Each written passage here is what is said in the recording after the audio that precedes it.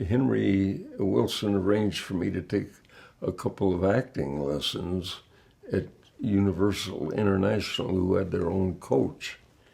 And I was coming out after a couple of those lessons, and an old-timer on the street that I'd seen in many films by the name of Cap Sumners stopped me, and he said, pardon me, he said, "You're not in the contract at Universal, are you?" And I said, "Oh, no." And I told him the deal. And he said, "Well, you know, Cecil B. DeMille is making 10 Commandments, and he's looking for big guys like you." And he said, "If you want to give me your phone number, I'll try to arrange an interview." Well, I didn't really think he could, but I didn't want to hurt his feelings, so I gave him my phone number. 2 weeks later, I get a call to come down for an interview with Henry Wilcoxon, not Henry Wilson, but Henry Wilcoxon, who was a very famous and very fine actor in his own right, but was working now for DeMille as his right-hand man, and also had a part in the picture. And Henry and I got along great. He was, I don't know if you knew him or not, but what a gentleman, what a first-class citizen he was. Anyway, he arranged a screen test for me. And it was a little thing about, it was Western. He told me later, said, "I figured that would be your niche."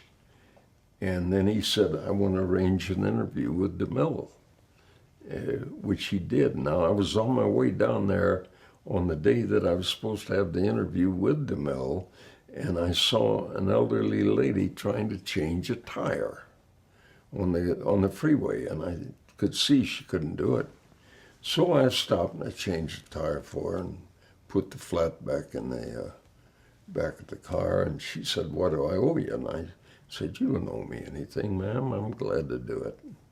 She said, "Well, I hope I haven't made you late for anything."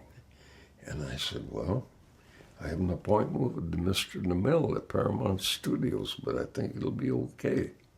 So we went our separate ways, and I got there, and sure enough, I was late. And finally, I got ushered into DeMille's office, and a very commanding individual. I mean, he just exuded power. And he looked me up and down, and he said, "You're late, young man." And I thought, oh boy, my career's over before it even gets started. And I said, "Well, I'm sorry, sir. I stopped to help somebody on the freeway."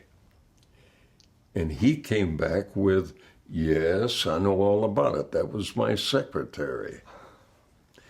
So now I'm up there as the Sardinian captain of the guard by the throne with Yul Brynner, Ann Baxter, Sir Cedric Hardwicke, Charlton Heston, Woody Strode, and those kind of people. Right.